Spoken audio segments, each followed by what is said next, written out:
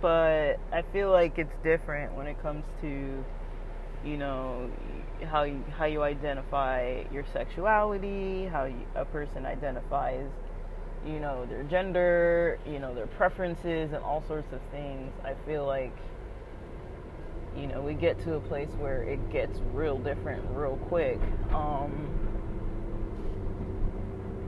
And oh my gosh, with these sirens.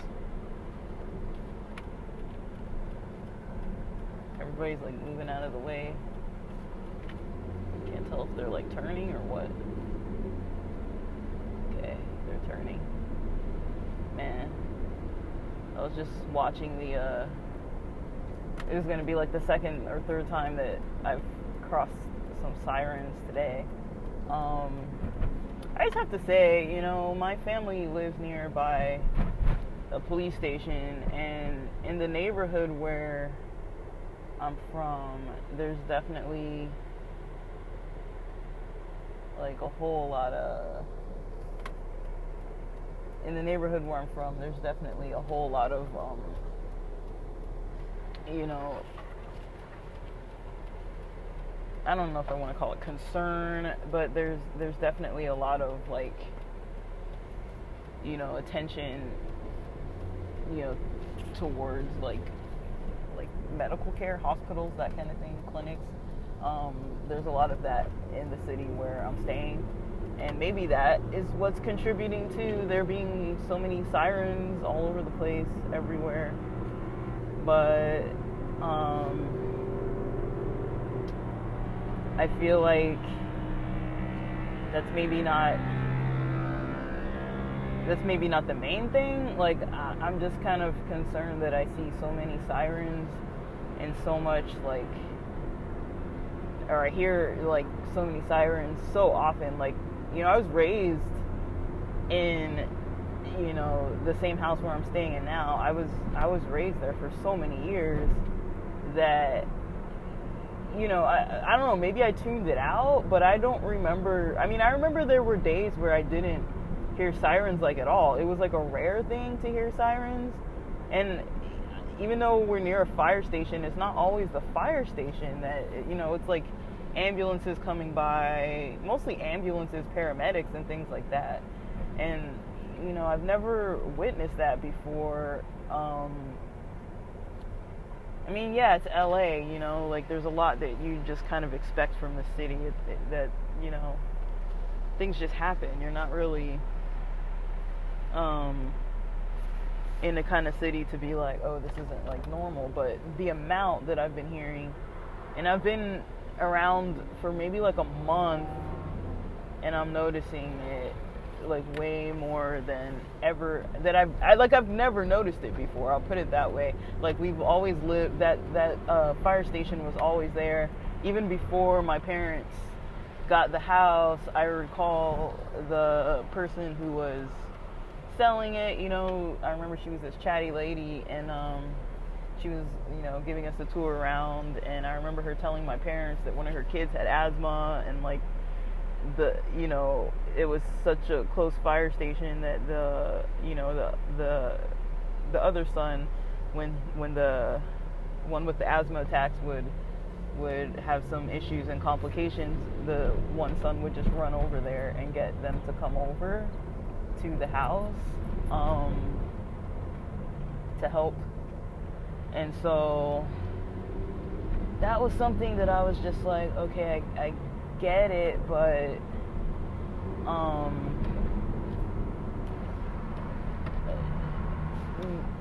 yeah, like, I never really noticed. Like, I'm not saying that we never had, you know, emergency people coming, or like, you know, there was never like emergencies or anything, but I'm just saying, like, the amount that I hear just within the last like month or so is a lot more than what I ever remember hearing. And that's, you know, I've visited in between, and this is the most that I ever remember, just like sirens I notice it too because I'm after work and stuff, I'm like recording on this podcast, and then I'm like, okay, like here comes another siren, okay, here comes another this or another that. It just feels so different from what I remember. I don't remember it being so heavy on the sirens and stuff. But again, this is LA, but I mean, like, I'm still like, it's just not. This is maybe the new normal. I don't know. But yeah. But getting back to what I was trying to say, when it comes to, LGBT concerns in the black community, it's so complex, like I feel like people already don't consider or think about sexuality and gender in the same way they think about, your race or your ethnicity or something like that. Like, what I'm trying to say is, like, you can be born with certain things, and even if people are prejudiced against you and don't like you because of your race or your ethnicity, they seem to kind of understand that, okay, this is just where you're from, this is your culture, this is where you're from, this is how you're gonna look. People tend to understand that. But when it comes to like LGBTQ plus culture, queer culture, people who are non-binary, people who identify as studs or stems or even femmes, or if you have any kind of identity pretty much, and put a label to it, that's already, in quotes, kind of other. I feel like cis straight people don't really call themselves cis straight people. They don't really say, oh, I'm cis, or oh, I'm, like, they'll say they're straight. Like I've mentioned before, I've had, a couple ladies tell me that they were straight without me, without it being provoked. Like, I never asked. I was just like, they happened to be in a gay bar as a group of my friends, with a group of their friends that we shared the same friends, and then they were just like talking and mentioned that, and I just was like, okay, like, thanks for sharing with me that you're straight. Like, okay, like, I don't know why they felt compelled to tell me,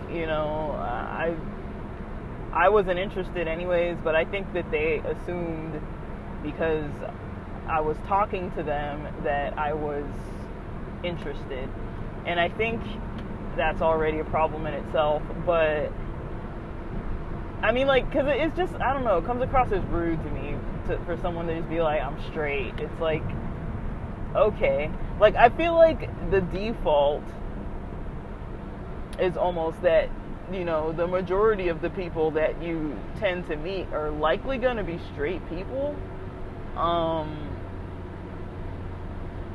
So I don't know why they would feel the need to, like, tell you. And I'm not flirty. I don't hit on people like that. I'm not like a flirty kind of person. I'm sociable, but I'm also really shy. But, like, if you're a friend of my friend, and we're at like a club or a bar or something, I'm likely going to talk to you. Like, especially if I've had a drink or two, I'm likely going to feel comfortable enough to just be like, hey, what's up? Like, you're sitting right next to me. I'm not going to, like, completely avoid you. But I don't know, when it comes to, so some of my friends had some of my LGBT friends have had different reactions to Black Pride, like, and so I have some friends that I don't even know if they're gay, straight, whatever. I know that they are in a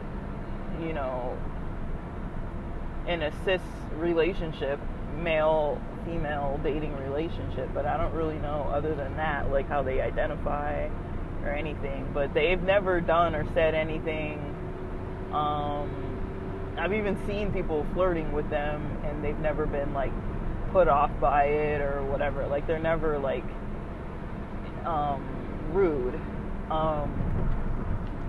So at the least, they're very like aware of and open-minded, but they might actually be part of the community, but I don't really know. I mean, they're definitely allies at the least, and I don't want to say at least because that sounds like it's like a less than kind of thing. Like, I'm just saying, like, I don't know how else to word it, like, but they're definitely allies, and so that's comforting. And then, I've had other friends who are white friends that, I mean, we've never really not gotten along about, like, racial stuff. Like, we talk about race and, like, I'm comfortable around them as a black person, being around them. Like, they're into things related to black culture, but they've never really been, like, overtly too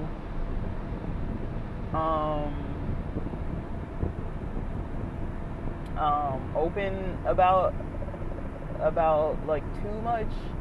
Like, I've had a friend that was from Mexico mentioning how they don't really have the same opportunities as far as like education, because they'd be considered an international student, and they, because of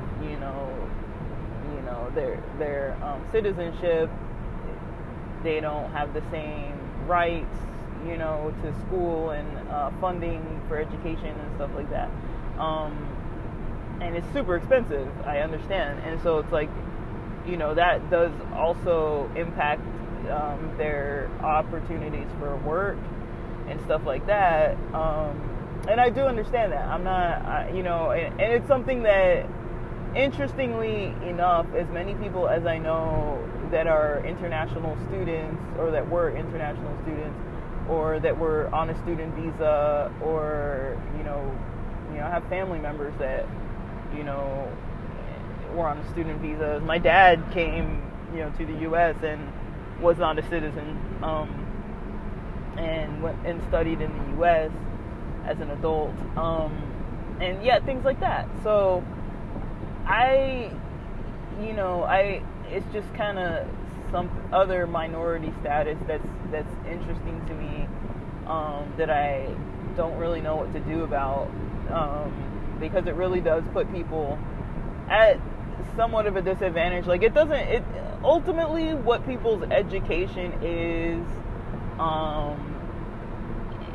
and how much they make isn't like something that's really gonna deter me from really like hanging out with them or being friends with them. Like, I've had friends who were homeless,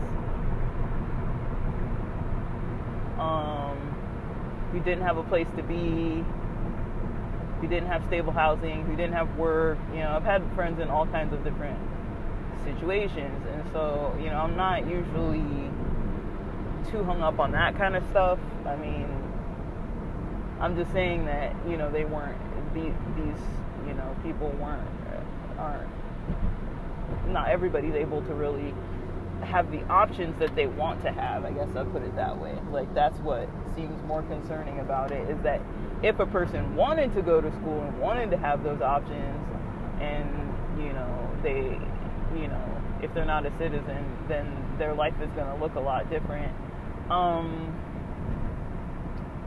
And this is people that are potentially, they could be white passing, but also they're queer people, and so and then gender presentation wise, they might not look like a stereotypical cisgender looking type of person and that kind of thing. So it's like, I know that people get harassed and accosted and approached, and just, it's weird out there. It's really weird out there. And when we start looking at black people, African American people, I mean, you can be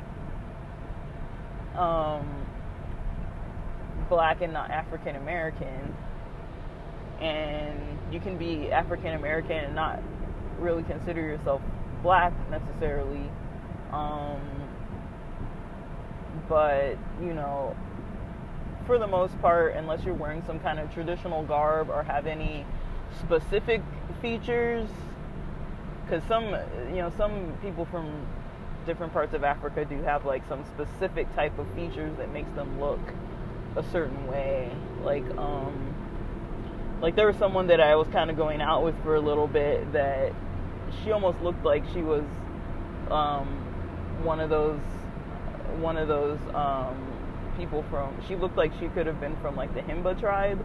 Like she kind of had that kind of look to her, but she wasn't from there. But at least to her knowledge, she wasn't. Like, I don't know if she knew like if she had African heritage or what. But yeah, there are people from like the Caribbean, people in like South America, people in Central America, people in Mexico, that are black people, and all over the world. But I mean, like, a lot of people trace their origins not necessarily always just to Africa. And a lot of people who are African Americans, I don't know the percentage, but it's not uncommon to come across people who can't really track their lineage past slavery. I think that's a big deal. It's a big deal, you know. It's a big deal to have your narrative begin with slavery and then just unknown before that. Like, with DNA and everything, like, we can kind of know more about, like, origins, but it's like people might not know their family names or specific tribal history and things like this. And so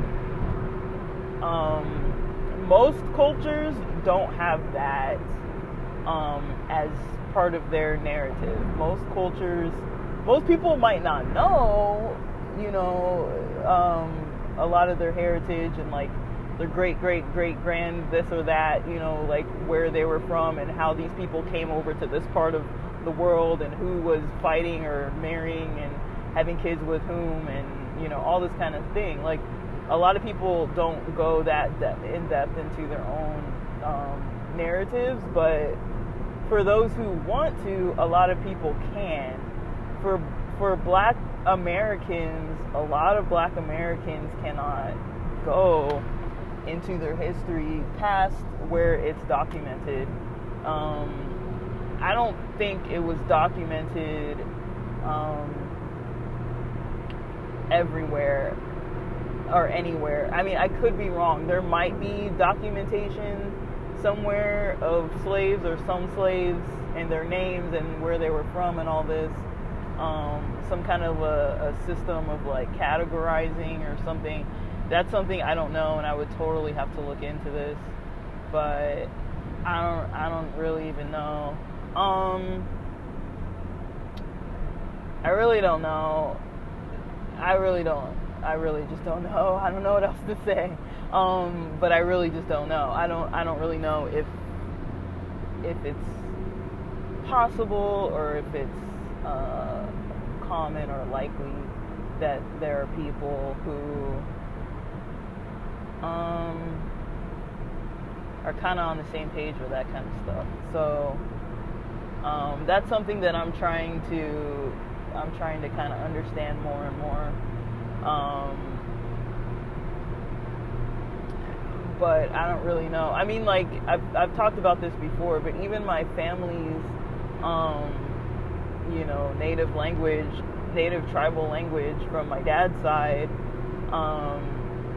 there weren't even any like books or online resources, even from Zimbabwe's bookstores. And like when I used to search when I was in like high school and early college age, you know, I used to look for language books. I'm really good with languages and things like that, and I used to look for language books on how to learn this, how to say that. I was really good with Spanish, and I was able to use Spanish because, you know, living in Southern California, you have plenty of opportunities to use Spanish. There are plenty of people who speak Spanish. There are plenty of people who don't mind speaking Spanish with you, even if you suck at speaking Spanish. So I was lucky to be able to just like dive in, and then went to Mexico quite a few times and was able to be there for like 10-day periods, like trying to speak Spanish to like local people and stuff. and it was a good time. And you know, I think when it comes to language, nowadays with YouTube, you can learn so much. With the internet, there are so many people posting so much free content. Like, I even remember growing up, there was a point where I don't think my grandparents ever got internet, but there was a point when people didn't really have internet, Wi-Fi, computers, cell phones. They only had landlines. And this was after phones were even more popular. I feel like once the smartphone became a little more popular, and then it started becoming more available to people around the world.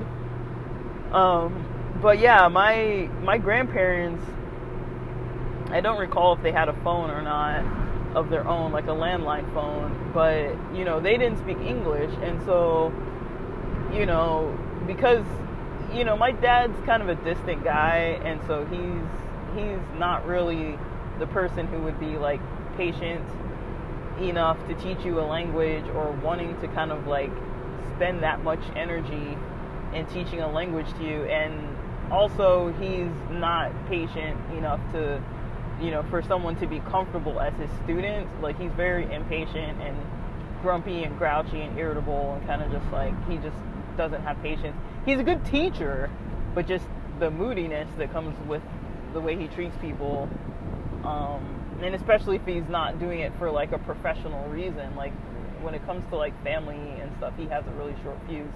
And so my dad is fluent, but he also never really taught us a lot. He taught us like a little bit when we were like young, and then, you know, we learned more as we had like cousins that were like immigrating and starting college and school and stuff. They were coming to the U.S. and we learned from them and from aunts and uncles. Well, mostly aunts. I don't think I had a lot of uncles that stayed over at our house, but we had some aunts that came through. And they wouldn't stay for like a day or two. They would stay for like multiple weeks, maybe a couple months, just to settle in and like have a like transitional point, so that they kind of got used to the culture, used to the food, used to how to shop and stuff. And my mom would like take them around and like everything. But a lot of them, these were people who already knew English. But, you know, in the house, like, they weren't always speaking English. And so, like, that was the best way to learn. And outside of that, you know, once everybody who was going to come over kind of settled and came and already had all come over, we kind of don't really talk too much anymore. Like, not in English, and so it's just not an easy language to learn. But on my end, I feel very blessed and lucky that I do know the language. I know about it. I know, you know, I have access to people who know like the history. You know, I do have like some connection to a background of non-enslaved background, and so that to me is very valuable. And I don't think I don't want this to come across as me sounding like I think I'm better than anybody or worse than anybody, or, you know, I just know it's different. It's a difference that you don't really tend to see a lot. Like, and I know that my parents got shit for getting married. Like, I saw my, and I often refer to my parents as African, because I feel like the strongest force that we were raised in the household was like African culture. I mean, my mom was born in the U.S., so I'm not really trying to erase that culture. I mean, I'm clearly American too. I was raised in the U.S. I consider myself Black and African American. I will always say both. But people don't look at me and see both. When people look at me, they mostly, you know, hear that I don't have an accent from some other country, and unless they see my last name, which isn't like fully noticeable as an African name. I mean, it's definitely not English, but it's not noticeable as an African name when it is an African name, though. But because it's got letters in like weird sequences that English doesn't have, like, you know. Like,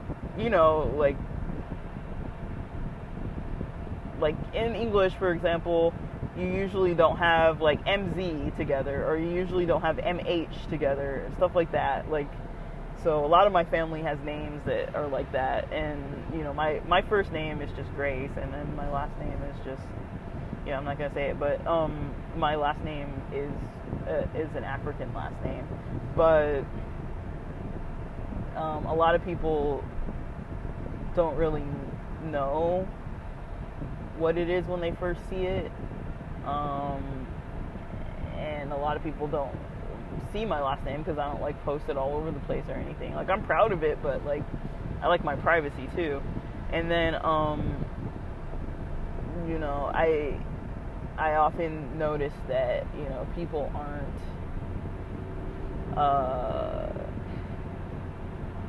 they're not like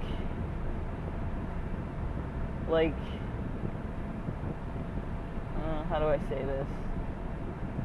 Like, yeah, I'm not trying to say that because I, have a heritage that's not fully, slavery on both sides of my parents' families, that I don't think I'm better than anybody. I really don't think I'm better than anybody.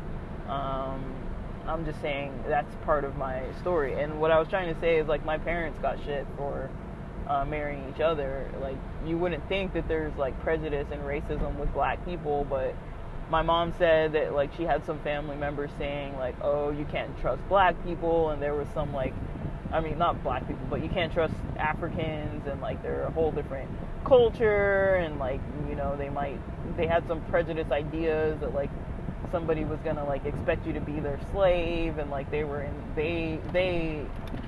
kind of, I don't remember how to word this idea, how there was this idea in my mom's side of the family that the black Africans were the ones who sold some of their people into slavery too, and so there was some resentment towards my dad as someone being from an African country, that like how could, and it wasn't even specifically like, oh, like we're with the same background, even like it wasn't even like noticeable backgrounds and stuff like that like, oh, we know that we were from the same tribe or whatever. It was, there was nothing like that. It was just Africans in general, right? And Africa is huge. Like, it's so many countries. Like, in North America, we just have like Canada and the US and Mexico, and then it goes into Central America, and then we still have like, I guess like there's Alaska, there's Hawaii, and there's territories. Those aren't like attached to like the mainland US, but yeah, like North America only has like a little bit. It doesn't have like a whole lot of countries like Africa has. Africa has a whole load of countries, and so who knows, and who knows who is how related to who. But yeah, to hear family members saying stuff like that is, I mean, they've never said that to me, and I've never had them treat me oddly or badly because of having a dad from another country, but they, they're from the Midwest, and they were also kind of just like, yo, like, when you think of it, like, almost 40-something years ago, like, that was a bigger deal, the town that my mom was from, like, they barely got a Catholic church within a drivable distance within my lifetime. And so, I don't think they have any synagogues, they don't have any mosques. Like, it's like they're very, everybody's kind of the same accord, even though there is diversity with race and that kind of thing. Like, in that part, there's not a whole lot of diversity, and there is kind of this outsider mentality, like, you're not from this town. Like, even when me and my sister went there for, I think it was for my great grandma's 100th birthday, we were there in town, and I think it was near 4th of July as well. I think so. I think it was the same time period. And we stayed for the 4th of July too. And I remember when me and my sister were just trying to take a walk. And this is a small town of 3,000 people. I think they count 3,000 with the prison, maybe. I don't really know. That's what I've heard. There's some debate if it's 3,000 with the prison or 3,000 without the prison. And so it's a very, very, very small town. And me and my sister were walking around, and more than once, you know, people stopped their car and asked us who we were or where we were from or whatever. And we just, you know, we were there. Like, people knew my grandma and my great grandma and stuff like that. And so they knew like which family. So I just said their last name. And, you know, it's kind of interesting too, even growing up. And it's an American last name, but it's kind of interesting even growing up. When I was there, you know, I lived in the Midwest for like the first 5 years of my life, and, you know, during those last like 1 or 2 years or so, I'm not sure the exact timeline, but I was being raised by like 2 of my aunts who lived with each other, their sisters, and they were kind of taking care of me. One of them was more in charge of watching me and my brother, and then the other one was more in charge of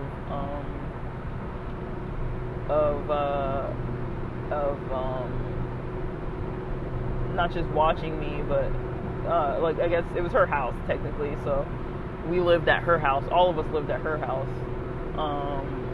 and so I remember back then they used to call me by, you know, like they'll say, like when they get mad at you, they say your whole name, you know, they say like Grace, da da da da da, you know, they'll say like your whole name to like call you over, meaning like this is serious, you know, like come here now kind of thing.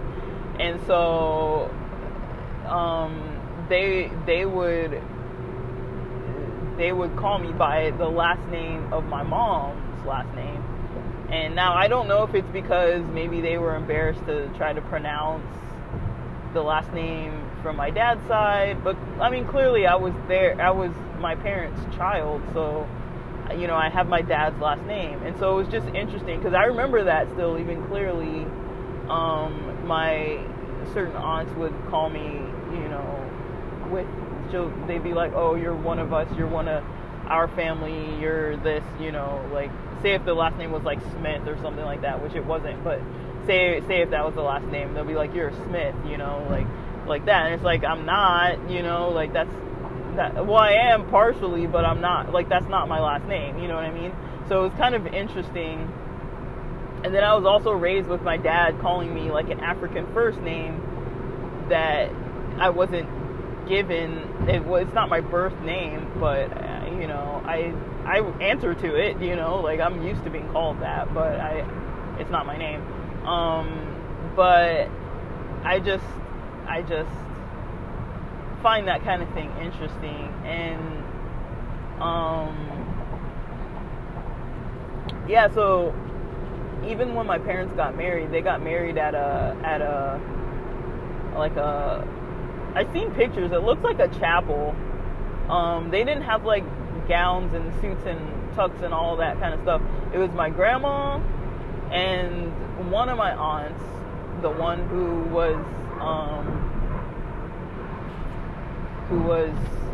I said, like, I lived at her house with the other aunt and my brother.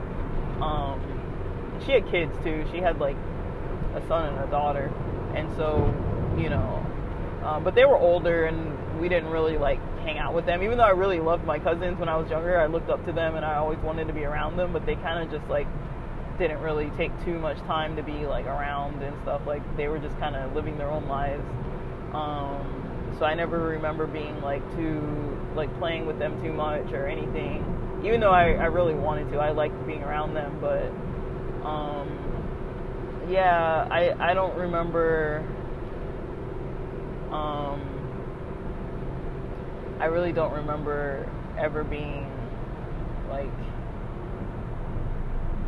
what am I trying to say?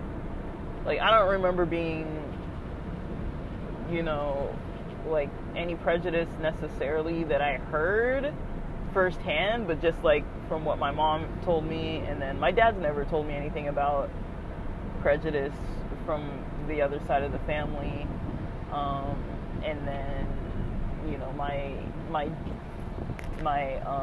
yeah, if you look at the picture from when they got married, it was like at a chapel or something, and it was just my grandma and my mom's oldest sister, and there wasn't anybody else from the family who went.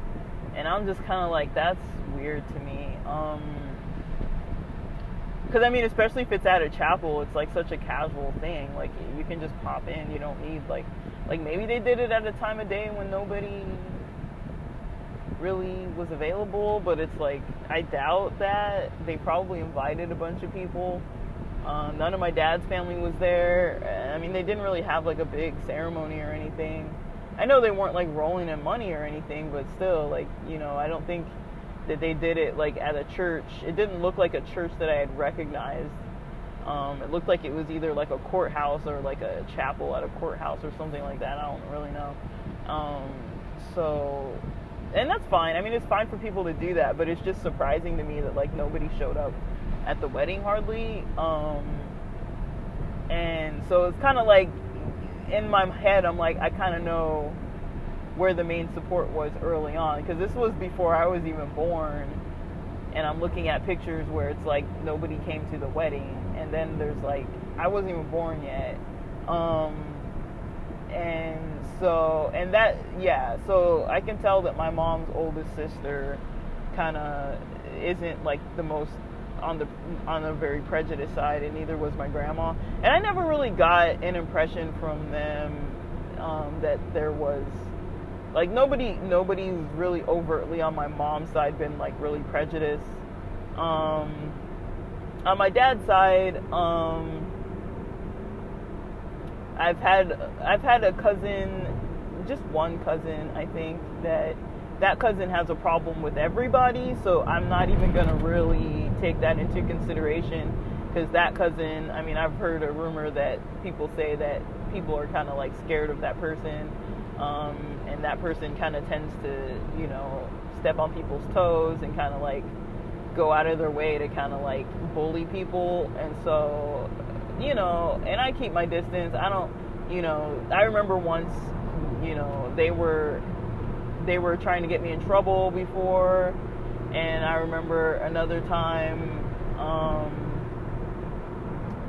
they were trying to, like, I remember they were with their younger sister, and, you know, I think I was gonna drive them somewhere, I can't remember, but we were like standing out in the driveway, and the one cousin, the problematic one, started talking to the other cousin, saying things,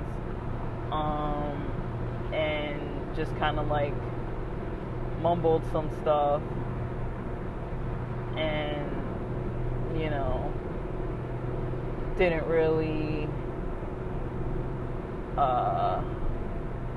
you know, was talking about, I think I had acne or something like that, and I was like a teenager or something, and I'm pretty sure I had acne or something, and I remember, I could tell what she was saying, even though I couldn't understand word for word.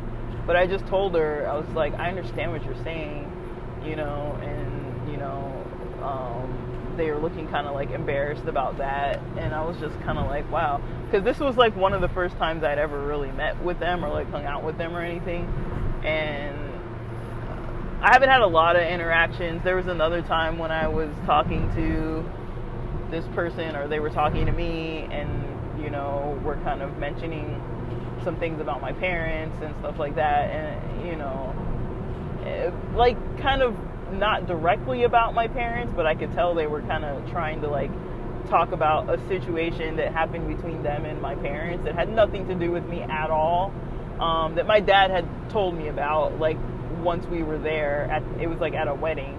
And so once we were at the wedding, my dad's like, hey, this thing's been going on. And it's like, okay. And then like that cousin brought it up, like stuff like that, where it's like, whatever, like, we're not really involved with each other enough for me to even really think about it really mattering. But yeah, I wouldn't say that I've experienced too much prejudice other than that person that's problematic. And then otherwise, I haven't really had like a lot of people in my family saying too much stuff.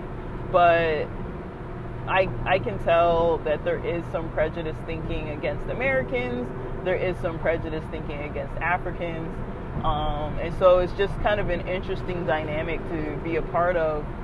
And as a black person, it's like, okay, like black people can still hate on black people. And I think that's something that a lot of cultures maybe don't realize, is that, you know, it's still considered like an inter-ethnic marriage, you know, like it's definitely two separate, completely separate cultures, but with a lot of values similar. I'd say one thing on my dad's end that he values more as like something that he overtly talks about, that his side of the family overtly speaks about more so than my mom's side, is they're very like business oriented and very like education oriented. I feel like on my mom's side, people are kind of fine, you know, just like go to school, go to high school, get your diploma, get work, and call it a day. That's fine, you know. Like on my dad's side, it's like, you know, you have opportunities to get higher degrees, so why not go for it? You know, like it's, you know, sky's the limit kind of thing. And he would be like more likely to push that kind of thinking of like, you know, don't think small, kind of like think about, you know, you can make six figures, and like that's kind of his mentality of like, you know, making more money and being more financially set. I don't really get that impression from my mom's side, and it's fine, you know. I'm just saying that's a big difference, that my dad's side kind of, I wouldn't say they're chasing riches, but they're definitely a different mindset of like, that's why a lot of them were coming to the US, was because, you know, of the opportunities to get education and, you know, start better career options and things in this country. And so and they, you know, they all are living in places where it's, you know, lower cost rent, and so they've had like bigger houses and bigger everything, and the level of success, you know, being able to like have their parents live with them or get their parents their own place or whatever that may look like, and so that's definitely a difference that I noticed between my parents, and you know, I don't know if I mean, there's some prejudice on my parents' side too when it comes to racial dating topics. I mean, my parents always say like, you know, they want us to marry like African princes and princesses, and it's kind of like, I don't know where they expect these people to come from, you know, because where I live, I've never met any, and also they kind of expect us to be a little more traditionally, like how an African kid would you know, take on certain responsibilities and all these kind of things. They kind of see things like that, like this is your responsibility, this is your you know, your role, and they're very, you know, there's a lot of expectations that you have based on whatever's going on, basically. But I feel like my mom's side's more like, you know, everybody just does their American things. But yeah, I would say in my household, I was kind of raised with a slight amount of prejudice. I remember it didn't really hit me much until a later grade. I think I was in like 7th grade, 8th grade or so, when I started, you know, thinking I was like cool, using like curse words, swear words, talking about black people this, white people that, and I know it made some people uncomfortable, but I never really knew to stop, you know. and nobody really said too much about it. I was never like overtly racist towards like my friends, but I would be like at the lunch tables, for example, and this is like a Christian private school, and I'd be with my minority friends, and we'd be like talking shit about like, oh, like white people are mean, or white people are, this or that. And then like I remember only once the pastor's oldest daughter, who was in my grade, she was white, and she was just like, you guys, like, she kind of like said it like that. But otherwise, and then I used to think, I had a teacher that I used to think was racist, and I remember telling my dad that I thought she was racist, and he was just kind of like, it's good that you guys are thinking about these topics, but that's not what racism looks like, but I did kind of think that she kind of didn't like me because of my race, but I also was a troublemaker a little bit. Not really a troublemaker, but I was like a little bit like, rowdy, and like, I wasn't paying attention in her class, and it was like me and my brother and like a couple other guys who were minorities, like they were like Latino dudes, and a couple other guys, because I felt like, that's how we're, like, based on, like, I don't know if it was the media or what, but like I used to only watch like BET, like that was not only, but like that was something I gravitated towards. But I was never really raised in a neighborhood that had a lot of black people, didn't go to like a predominantly black school, and so I wasn't really raised around a lot of people like culturally that looked like me or who were from the same backgrounds. And so I kind of thought that, I wanted to be a rapper, and I need to be good at basketball, and I need to be like, like the gay stuff wasn't even like on my radar back then too much. I wasn't even really thinking about dating and stuff.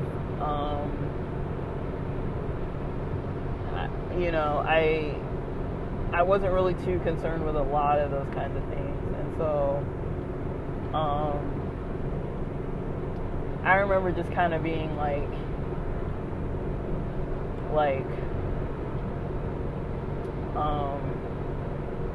kind of like happy to be myself. But I didn't really, I mean, looking back, I can tell I was a bit obnoxious, but I don't think I was really racist, because I had a lot of friends that were white, and there wasn't like any specific white person like picking on me. Like, I was around so many white people, and I don't think I had like experiences directly from the people I was with all the time, like mostly through church and through the school and sports and stuff, that I had picking on me. But I just knew that I gravitated more towards like other black students and Latinos, because we were definitely minorities, and I had a lot of Asian friends too. But somehow back then I knew that, they were kind of usually going to be getting seen in like a good light, and we were going to be getting seen in like a bad light. And it was regardless kind of what we were doing. And so, but I also kind of played into it as well. Like I kind of like was a little disruptive in class sometimes, and wasn't paying attention, and like was kind of like cracking jokes on people and stuff. Like I was nice, like I was never like mean to anybody, but I was also not like really sensitive, and I wasn't being like my true self. I was just kind of like trying to like make an impression, and like kind of be like a little bit of a badass, but not really. I would be sarcastic with people and stuff like that, but like I was never really like mean. I was still friends with everybody. I could pop into any group and nobody would be like walking away from me or like making fun of me or like saying anything bad about me. Like I was never like openly mean to anybody, but I did say things that were just insensitive and stupid, basically, about white people. And I don't even know if I believed it, but it was kind of like ideas that I got from media and impressions that I got just from certain things. And I did have some people that used to watch after us that were like, I guess, babysitters, I guess you would call them. But we weren't like children. It's just where we lived. Like, in LA, you don't really leave your kids at home like that if you don't need to. Like, my parents weren't like comfortable with it, and they were taking night classes or my dad was working late and my mom was taking night classes, and so like my dad would get home around 8 or 9 p.m. and so like they weren't comfortable with us being alone in the house, even though it was me and my brother and then like our younger sister. And my younger sister was a lot younger back then, so we had two of the people from the church that were these females that were family friends. They would stay with us,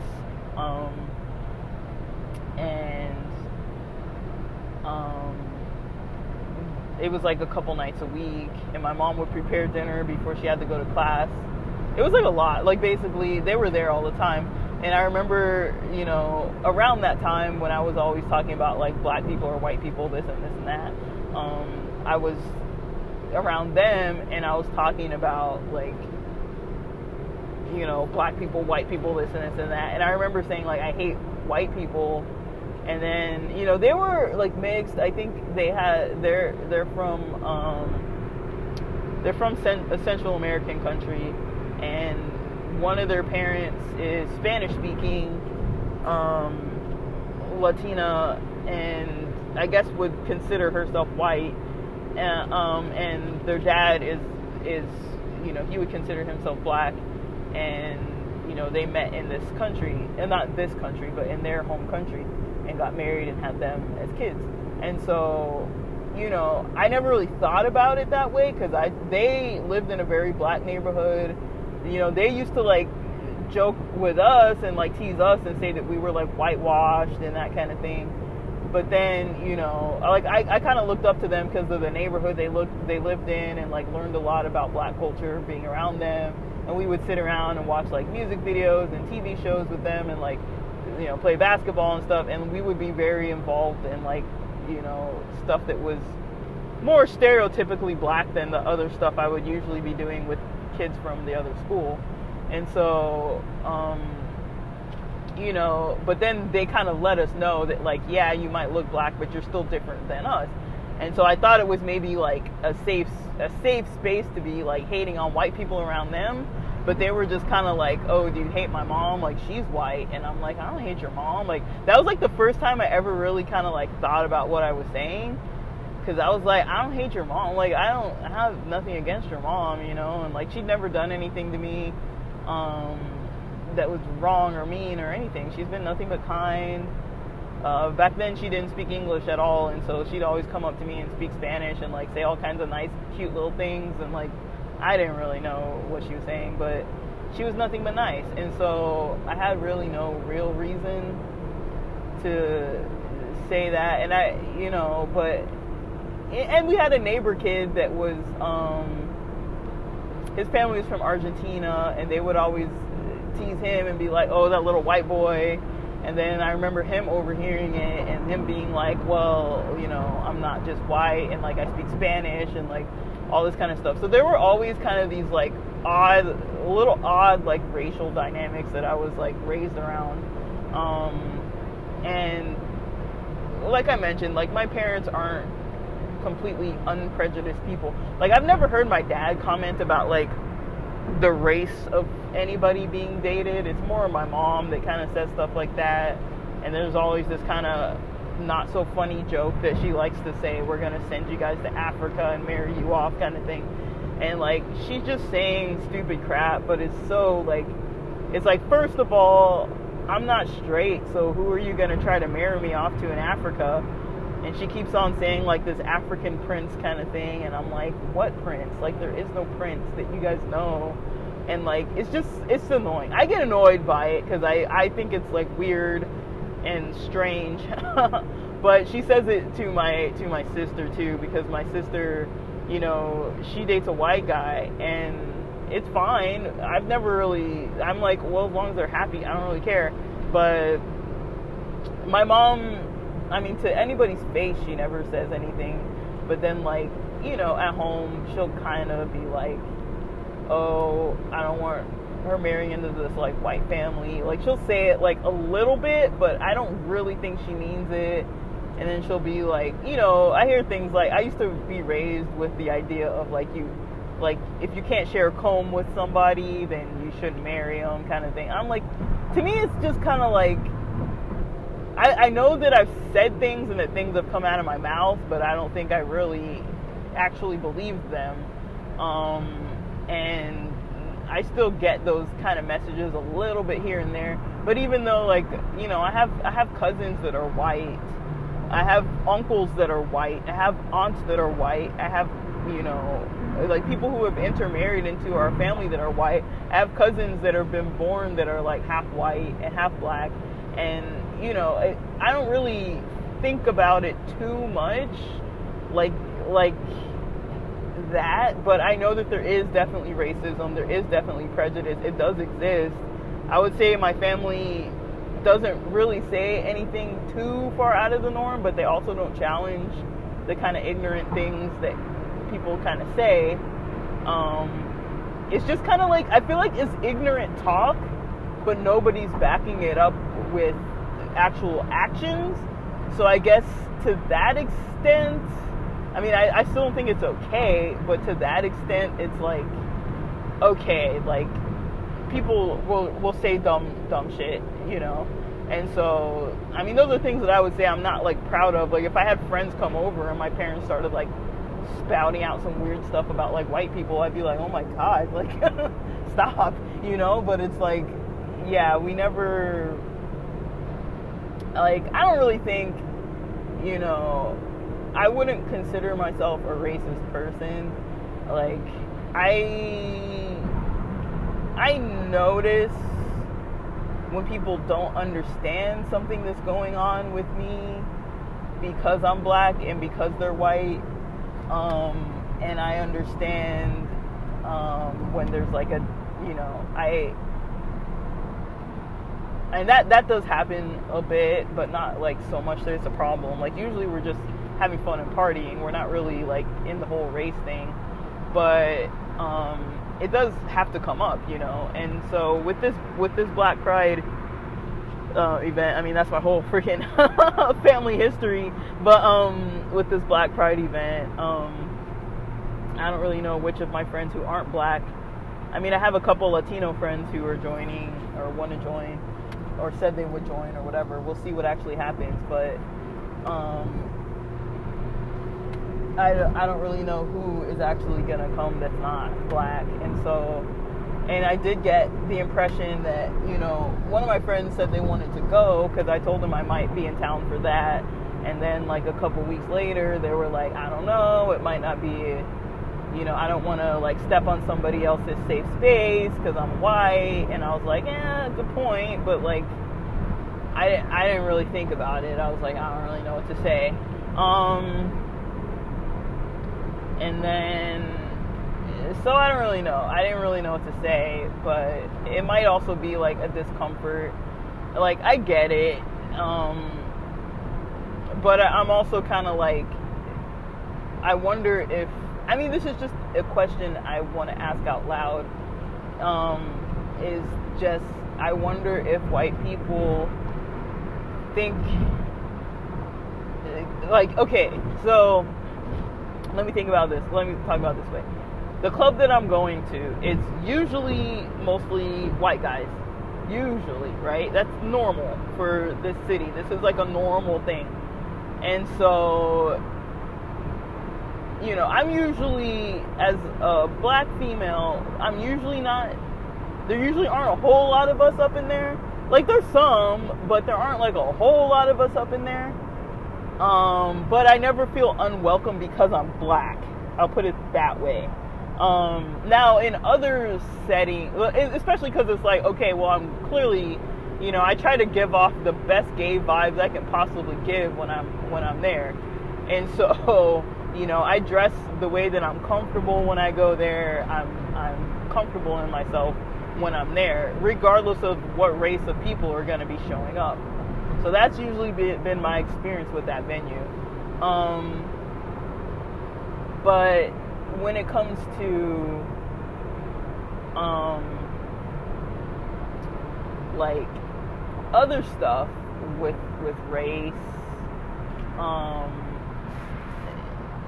you know, I wonder for white people out there, like, do they think about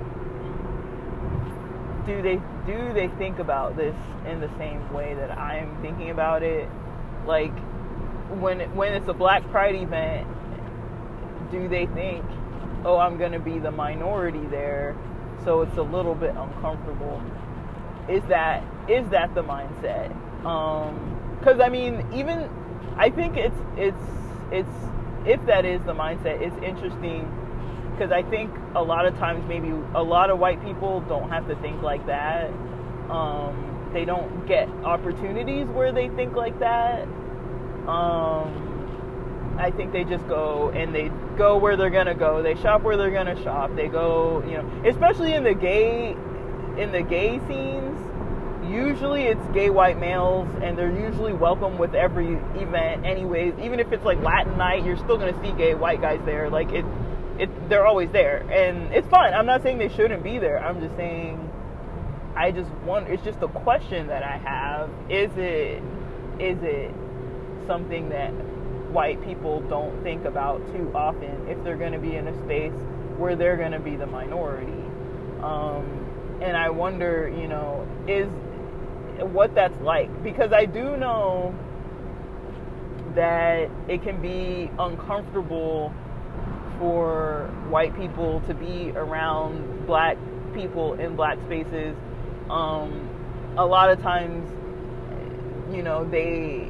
they might feel like someone's going to say something to them or be offended by their presence there.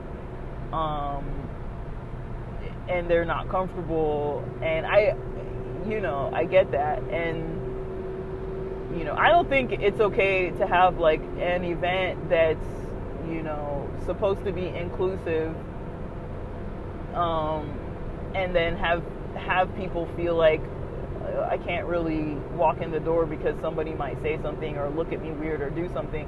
But then also, I'm not saying they would deserve that. I don't think white people would deserve that from black people or anything like that. I don't think that's okay for people to just be like, acting that way towards others. I mean, I feel like if there's a white person in a black space, they want to be there.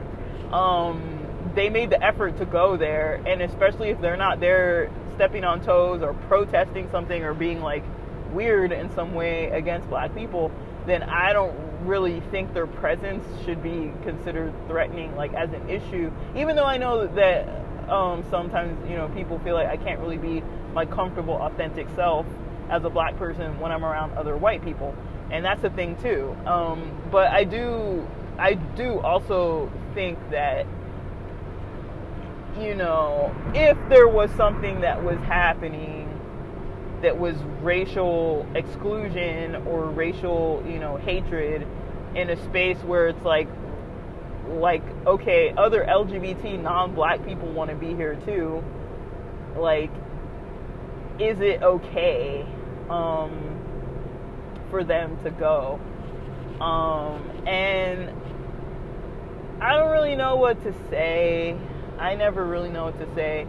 I don't mind it, but who am I also? I mean, I know there are people who would mind it, and so I don't really know what to say.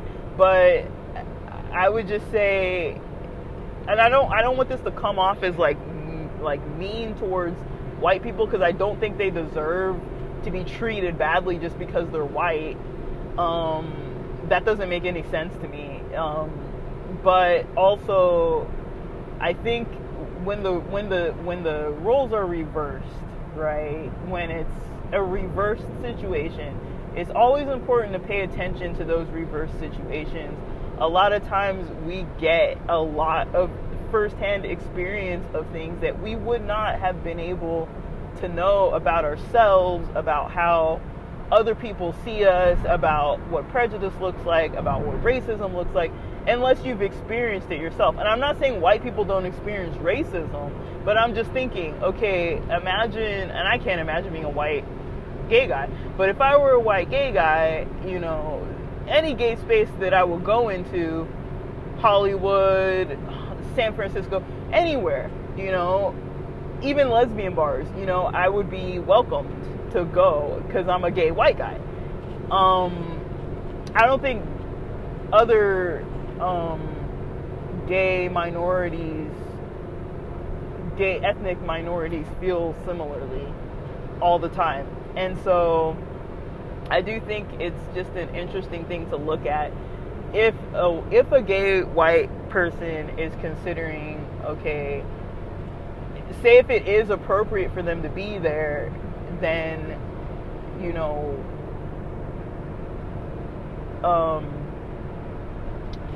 I don't know if they would be considering it. I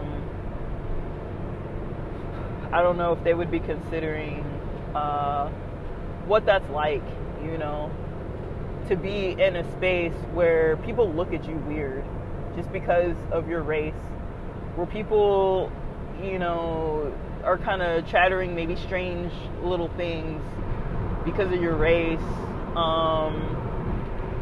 where people are kind of like maybe a little insensitive about the clothing you might even choose to wear because you're kind of choosing maybe, you know, certain brands that are like from your culture, or certain, you know, sneakers, or certain hairstyles, and certain just different certain stuff that, you know, other people might look at it and be like, oh, like, you know, like that's weird. And so I think too, when white people go into black spaces, I've never seen it with my eyes, but also I'll honestly say that I don't really have a lot of opportunities that I actively participate in going to a lot of black spaces. I mean, on occasion, I have hung out in Leimert Park on occasion. The Pandy has really altered a lot of the things that I socially would probably do, or a lot of the places I would go, because it's only now becoming more and more open, but like to go to physically be at those spaces.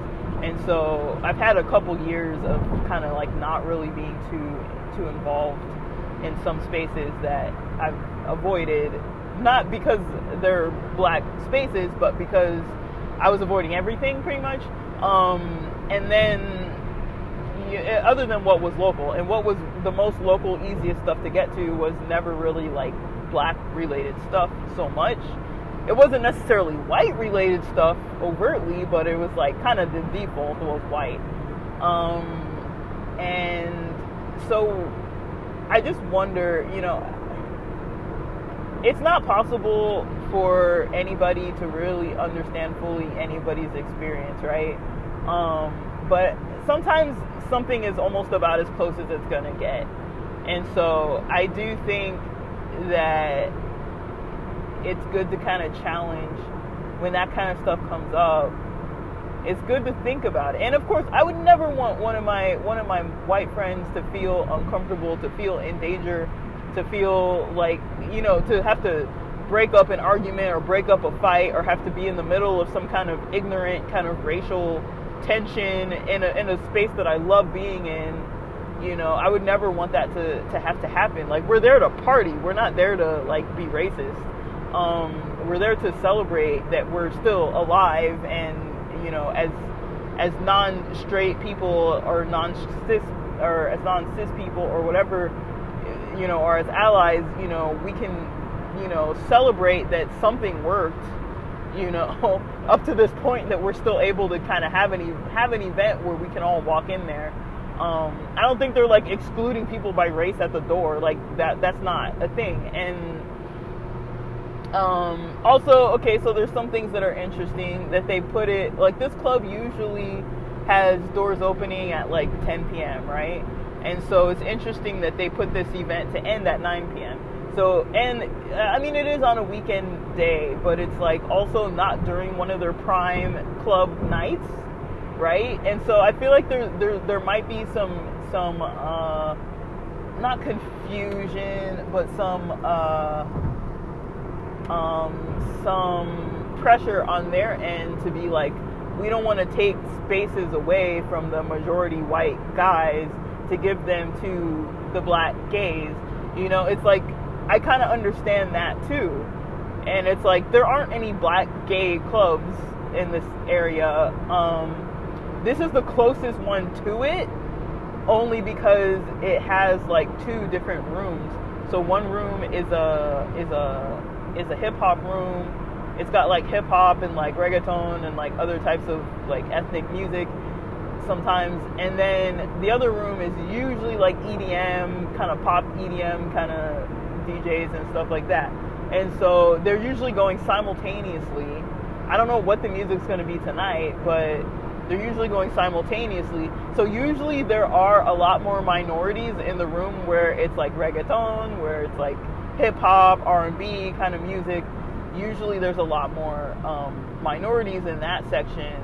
But it's not separated like you can't go to the other side or whatever. It's not like that. Like, I've always considered it to be a safe space. And so I just hope that, I'm not worried that it's not going to be. These are the kinds of things that never really come up, you know, when you're used to kind of hanging out in gay white male spaces. These kind of conversations aren't really happening. Most of the people I hang out with, other than there's like 2 white ladies,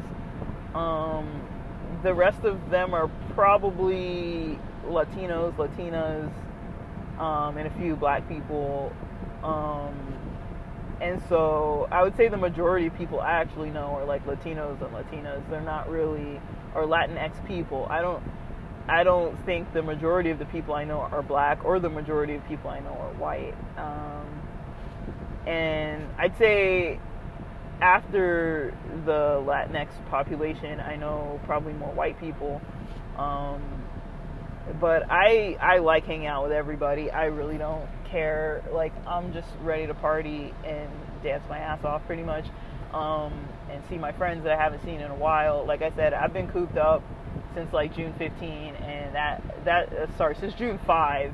I wish it was the 15th, because that would be closer, you know. I wish it was the 15th. It's not the 15th. Yeah, it's just not something I'm cool with. But yeah, I'm gonna take a break from recording for now because I'm tired, and I've been recording for like over an hour, probably close to almost an hour and a half at this point, an hour 15, and then passing San Onofre, guys. If you guys like the Beach Boys, which I do, that Surfing USA song, but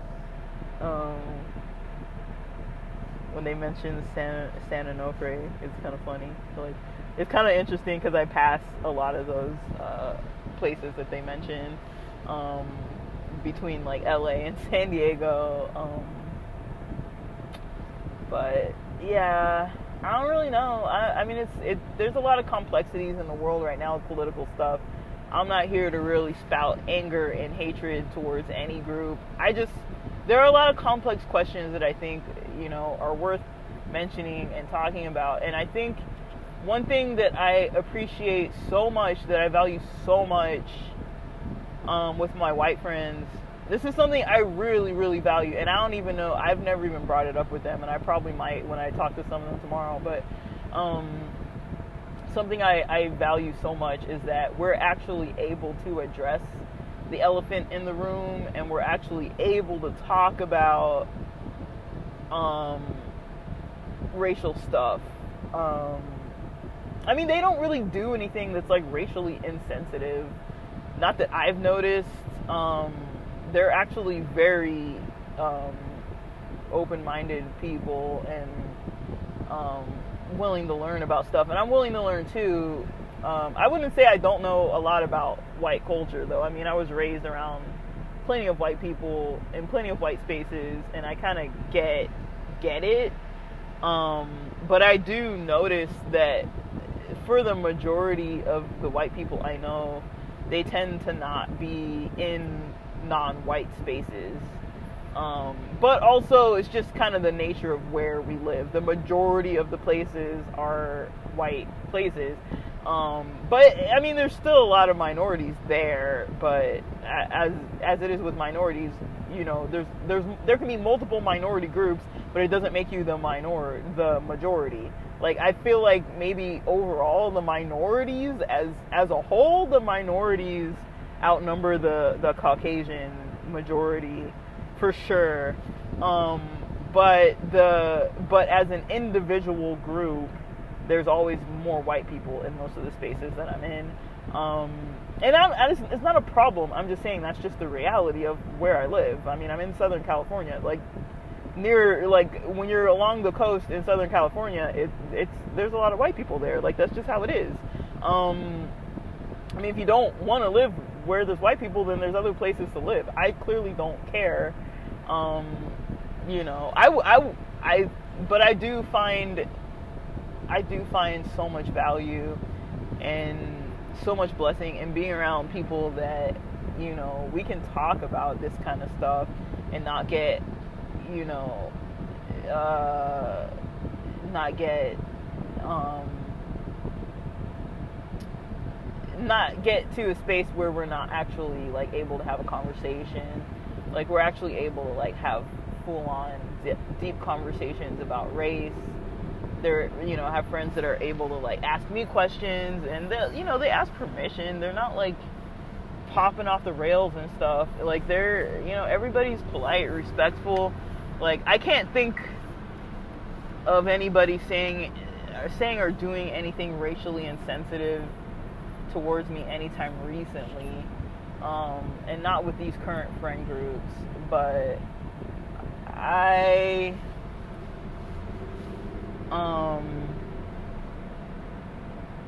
you know, they're still my people, you know, and, you know, I would hate for any of my white friends to feel like they, I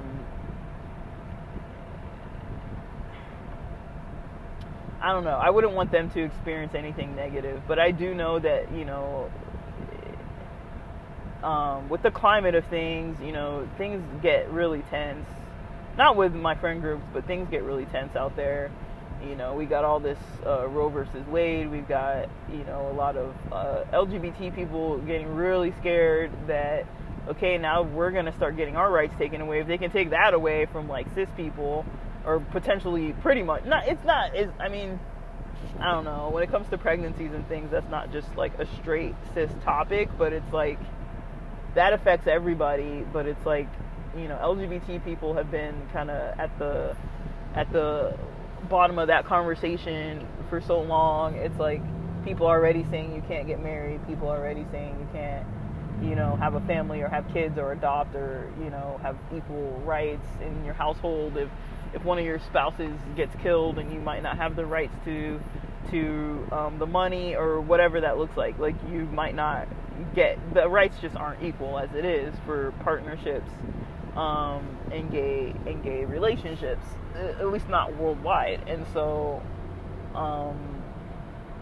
yeah, and so I don't know, there's just so much going on right now. I mean, we just had Juneteenth was last weekend. It's like there's a lot happening, guys. There's a lot going on, and I don't want to make it seem like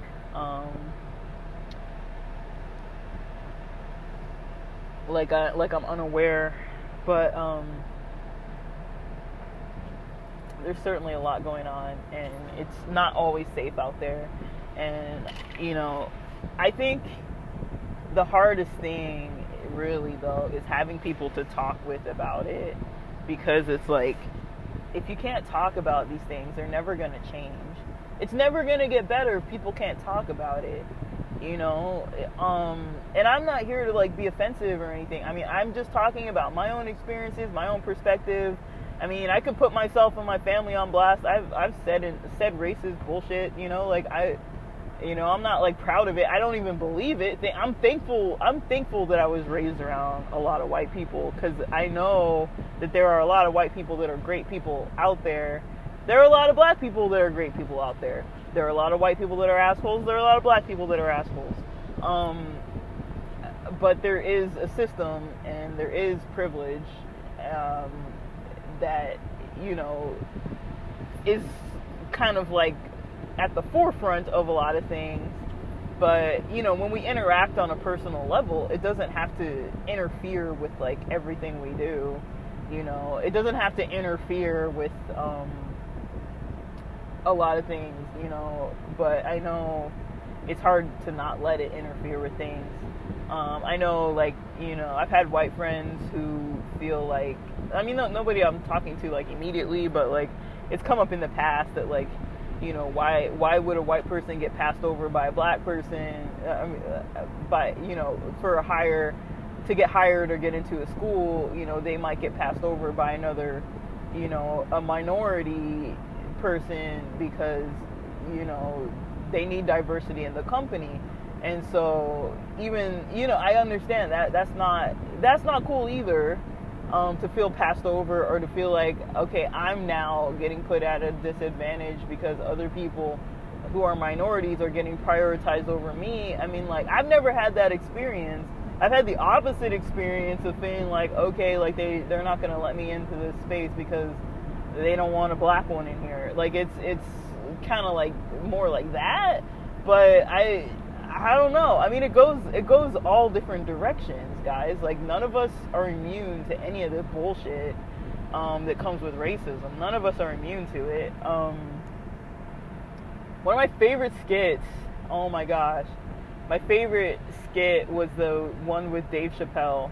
I'm not like very well versed in things, but like, it's with the Chappelle show, where he starts talking about, the skit was, it's a spoiler for you guys. He's blind, and he's married to this woman who's blind, and I think he was blind from birth, and so he was raised around, in a neighborhood, in an area where, it was very prejudiced against black people. And so he developed a prejudice against black people, not knowing himself that he was black, and ends up becoming like of a high status in the KKK.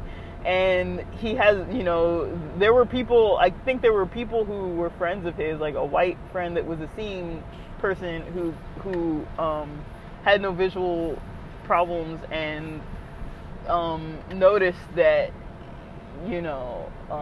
Dave Chappelle's character, didn't notice that he was black himself, and then people were shielding him from knowing about it.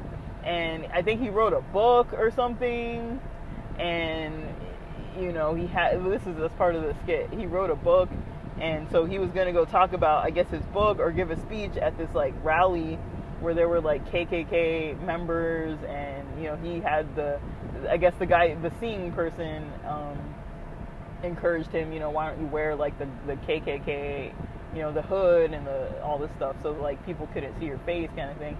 And then he was talking, and people were totally on board with him. Like, everyone's like cheering and like excited and like down for the cause. And he was saying all this racist stuff against black people, and the crowd was all just like excited. And then they're all like, we want to see your face, we want to see your face, like, because he's talking in person, like giving a speech. We want to see your face. And he takes off the hood, and he is a black man saying all this racist crap against black people, and they didn't know he was a black man, because I mean, he wrote a book, and so they didn't really like know him. I guess he didn't have any pictures on there. And then it was just that kind of thing. I mean, you can't even hardly talk about that kind of stuff and have it make any kind of sense. But yeah, it was just a very interesting skit, and that's one of my favorite skits ever, because it's like, that's not really realistic, but I kind of see racism kind of like that. It's like, if you were blind and nobody told you anything about your race, what would that experience be? You know what I mean? It's like, that would definitely be such a different experience if you were blind and nobody told you what your race was. Your experience in life would be so different from somebody who wasn't blind. So I just find it so intriguing to even think like that. It's like, there's so many topics you can even talk on just from that, and it's like, there weren't even gay issues really brought up there. It wasn't any other type of thing. It was just black and white kind of stuff. And even that alone is just such a complex skit, where it's like, you think about it and you're like, wow, really? Like, he was like, you know. Like, it's just kind of funny. It's I find that kind of thing to be funny, where it's like, okay, you got all these people believing in all these preachings that this person is saying, and that a black person could be racist against other black people. I think a lot of people might not notice that or think that.